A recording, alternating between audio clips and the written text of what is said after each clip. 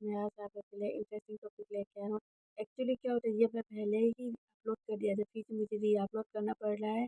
अ, 2 function के लिए executive power of the president and legislative power of the president because जो कुछ technical problem की वजह से वो वीडियो जो है वो वहाँ पे कंप्लीट नहीं हो पाया। मैंने तो कंप्लीट अपलोड किया था, कुछ टेक्निकल प्रॉब्लम की वजह से वो बीच में रुक गया था, इसलिए मैं फिर से अपलोड कर रही हूँ। वो कि मैं बहुत ब्रीफली बता दूँगी, वैसे लंबा भी नहीं है ये, इतना लेंथ वीडियो भी नहीं है। चलो देखते हैं। यूनियन एग्जीक्यूटिव जो है वो पार्ट 5 आर्टिकल 52 टू 78 के अंदर में है। और यहाँ पे यूनियन एग्जीक्यूटिव के अंदर में क्या क्या है, प्रेसिडेंट है, वाइस प्रेसिडेंट है, chief minister, council of minister है, अटॉर्नी जनरल है। और power and function of the president जो है इन इंडिया में, executive power of president, legislative, financial, judicial, diplomatic, military, emergency है। तो आज क्या करेंगे, एग्जीक्यूटिव और लेजिस्लेटिव के बारे में ही बात करेंगे, क्योंकि बाकी फाइनेंशियल, जुडिशियल, डिप्लोमेटिक और मिलिट्री, इमरजेंसी से सब जो मैंने ऑलरेडी अपलोड कर चुका है। ये बस दो ही बाकी रह गया, वही मैं बताने जा रही हूँ। फॉर प्रेसिडेंट जो है, he appoints PM and other minister and the head office during his pleasure. President के द्वारा अपॉइंट किया जाता है prime minister, minister and council of minister. Other minister भी उनके द्वारा ही किया जाता है। और एक और बात, चीफ काउंसिल ऑफ मिनिस्टर का जितना भी मिनिस्टर जो है वो जो प्रेसिडेंट के द्वारा अपॉइंट किया जाता है, पर एडवाइस से, पीएम के एडवाइस से ही अपॉइंट किया जाता है। He appoints AG, attorney general, CEC, central election commission, CAG, controller, and auditors general and other election commission chairman, member of UPSC and governor and so on। ये सब जो है प्रेसिडेंट द्वारा ही अपॉइंट किया जाता है। कि डायरेक्टली एडमिनिस्ट्रेट यूटीएस, ईटीएस जो यूनियन टेरिटरी का जो स्टेट है वो एडमिनिस्ट्रेट करते हैं, उनके दिए हुए डायरेक्टली एडमिनिस्ट्रेट करते हैं through the administration appointed by him. के द्वारा अपॉइंट किया हुआ एडमिनिस्ट्रेशन के थ्रू से उन्हीं यूनिटरी जो केंद्र शासन क्षेत्रों में एडमिनिस्ट्रेट करा सकते हैं, डायरेक्टली कराते हैं। All executive actions government of India are taken in his name. Government of India का जितना भी एक्शन करते हैं वो किसके नाम पे करते हैं, प्रेसिडेंट के नाम ही करते हैं। He can delete any area as scheduled area has power with respect to the administrations of scheduled area and tribal area। और कहीं भी क्षेत्र को अनुसूचित क्षेत्र के रूप से हटा सकते हैं, ये प्रेसिडेंट के हाथ में है। और he can require the prime minister to submit for considerations of the council of the minister any matter which has not taken by a minister and has not been considered by the council। ये क्या कर सकते हैं कि council of minister में कोई एक minister का रखा हुआ निर्णय को अगर काउंसिल ऑफ मिनिस्टर से के बारे में अगर विचार नहीं किया गया, तो क्या कर सकते हैं, वो प्रेसिडेंट प्राइम मिनिस्टर को मांग कर सकते हैं उस निर्णय को काउंसिल ऑफ मिनिस्टर मंत्रिमंडल के सामने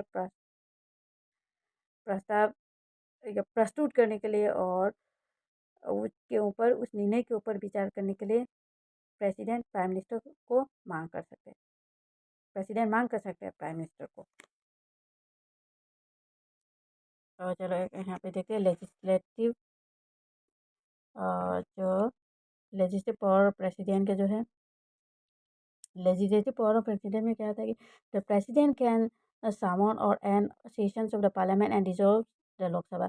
समन मतलब बुलाना, और एंड करना जो रोक करना, सेशन को, सेशन के लिए बुलाना, सेशन को ख़त्म करना। और dissolve the Lok Sabha, Lok Sabha dissolve कर सकते प्रेसिडेंट के हाथ में। डिजॉल्व करना मतलब फिर काम, फिर न्यू इलेक्शन करना, फिर से लोकसभा का न्यू मेंबर बनाना, ये सब जो है सब खत्म, फिर से इलेक्शन, न्यू इलेक्शन करके लोकसभा का मेंबर चुनना, ये सब जो है डिजॉल्व द लोकसभा, डिजॉल्व करना कहते हैं। तो डिजॉल्व भी करना जो है प्रेसिडेंट के हाथ में है। और he can summon joint sitting over speaker Lok Sabha. ये क्या कहते हैं कि बुला सकते हैं दोनों हाउस का, जब पार्लियामेंट के दोनों हाउस के मेंबर को एक ही साथ बैठने बुला भी सकते हैं। डिसाइड ओवर बाय स्पीकर के, लोकसभा के स्पीकर का प्रिसाइड हुआ मीटिंग दोनों हाउस के मेंबर को पार्लियामेंट में आ सकते हैं। He can address the parliament at the commencement of the sessions after the general election का जैसे ही ख़त्म होते ही जो फर्स्ट सेशन रहता है उसमें जो कमेंसमेंट जो स्वागत जो करते हैं, यानी कि जनरल इलेक्शन जैसे ही ख़त्म होते ही जो फर्स्ट सेशन रहता है पार्लियामेंट का, उस पार्लियामेंट में प्रेसिडेंट क्या कर सकते हैं, सभी को स्वागत करते हैं। और president can appoint a members of Lok Sabha to presides over the position और स्पीकर एज डिप्यूटी। प्रेसिडेंट ये भी कर सकते हैं कि अगर स्पीकर या फिर डिप्यूटी स्पीकर की जगह में के खाली हो तो प्रेसिडेंट कोई भी पार्लियामेंट का लोकसभा का कोई भी एक मेंबर को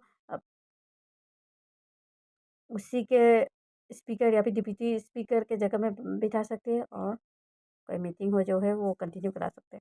ठीक है, nominate 12 members of the Rajya Sabha का 12 मेंबर से नॉमिनेट कर सकते हैं। वो जो है वो कोई भी फील्ड से हो सकता है, साइंस से, आर्ट्स में भी वो जो साइंस से, आर्ट्स से, स्पोर्ट्स से, कल्चर से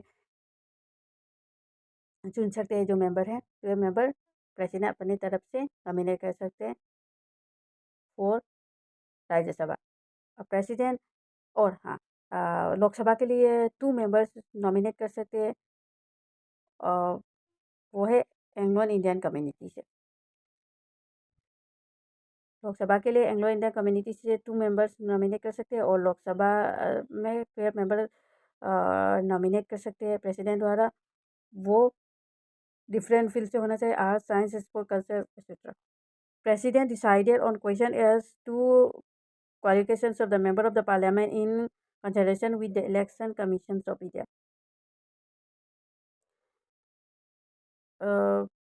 कोई भी अगर क्वेश्चन आए, प्रेसिडेंट डिसाइड कर सकते हैं question is qualification of the member of parliament in consultation. कोई भी डिस्क्वालीफाई, कोई भी किसी कारण से अगर कोई भी मेंबर ऑफ पार्लियामेंट को डिस्क्वालीफाई करना हो, डिस्क्वालीफाई के लिए उसके ऊपर सवाल आए, डिस्क्वालीफाई करने का अगर सवाल आए तो क्या कर सकता है प्रेसिडेंट इलेक्शन कमिश्नर से कंसल्ट कर सकते उसके बारे में और के बाद डिसीजन ले सकते हैं।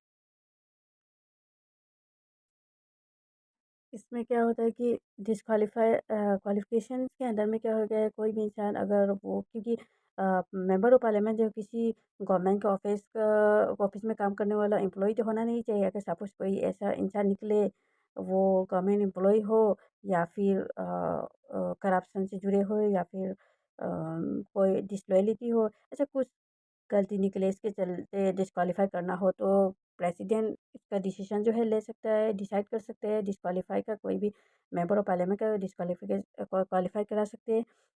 वो क्या करेंगे, इलेक्शन कमीशन ऑफ इंडिया के साथ कंसल्ट करेंगे, उसके बाद और डिसाइड करेंगे उस मेंबर को डिस्क्वालीफाई करने के लिए। और नेक्स्ट है इसका his her prior recommendations or permissions is needed to introduce a certain types of bill। कोई भी बिल, चाहे वो मनी बिल हो चाहे कोई भी बिल हो, वो पार्लियामेंट में क्या कर सकते हैं, प्रेसिडेंट जब इंट्रोड्यूस करेंगे प्रेसिडेंट का प्रायर रिकमेंडेशन या फिर परमिशन मिलेगा तब इंट्रोड्यूस कर सकते हैं। Certain types of bill can be introduced in the state legislature only with the previous sanctions of the president। President के दिया हुआ कोई भी प्रीवियस सेंक्शन के दिया हुआ प्रेसिडेंट के दिया हुआ कोई भी प्रीवियस सेंक्शन को लेके ही स्टेट लेजिस्लेचर में लेजिस्लेटिव असेंबली में जो बिल जो है वो इंट्रोड्यूस कर सकता है। इसके ऊपर प्रेसिडेंट का पहले का दिया हुआ कोई भी सेंक्शन के साथ ही स्टेट लेजिस्लेचर में बिल जो है इंट्रोड्यूस कर सकते हैं। When a bill is sent to the president after it has been passed by the parliament, क्या करते हैं कि पार्लियामेंट पास किया हुआ बिल को प्रेसिडेंट के पास आएंगे।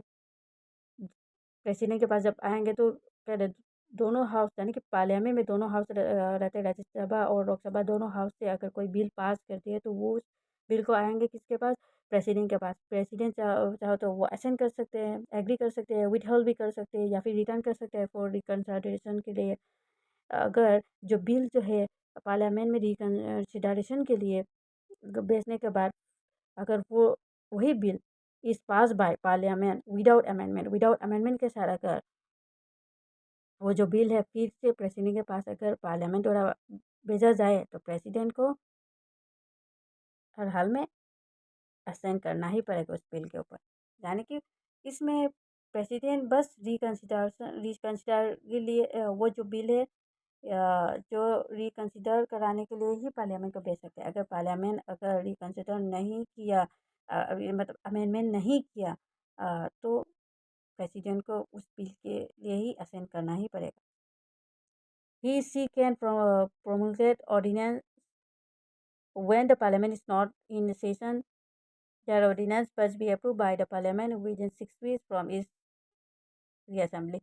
क्या कर सकते कि अगर कोई भी काम निकले अ,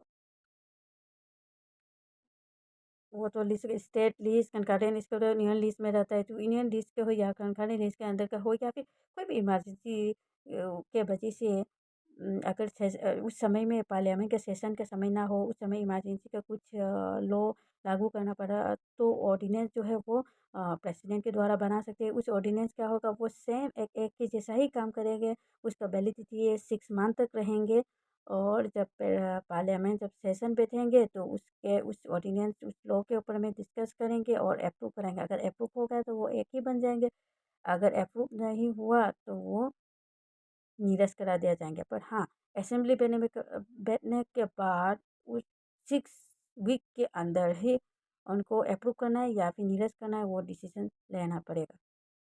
और 6 वीक के अंदर अगर अप्रूव करा दिया पार्लियामेंट ने वो तो एक ही बन जाएंगे, अगर अप्रूव नहीं किया तो एक्सपायर हो जाएंगे वो ऑर्डिनेंस जो है। He can make regulations for the peace, progress, good government of the Andaman Nicobar island, Lakshadweep, Diu and Ladakh. हाँ, ये सब के ऊपर ये सब जितने भी है यूनियन टेरिटरीज का हो गया ज़्यादातर यूनियन टेरिटरी के हैं।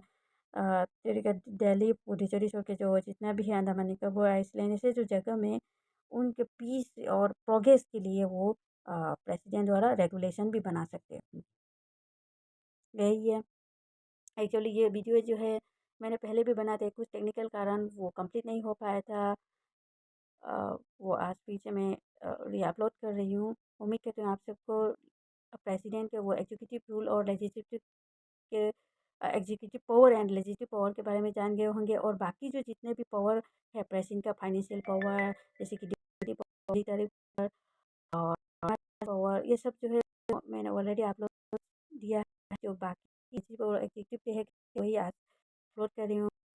अगर आप लोग को कोई क्वेश्चन कोई डाउट हो तो आप झिझक आप कोई क्वेश्चन पूछ सकते हैं। I always welcome you ask me any questions in through the comment.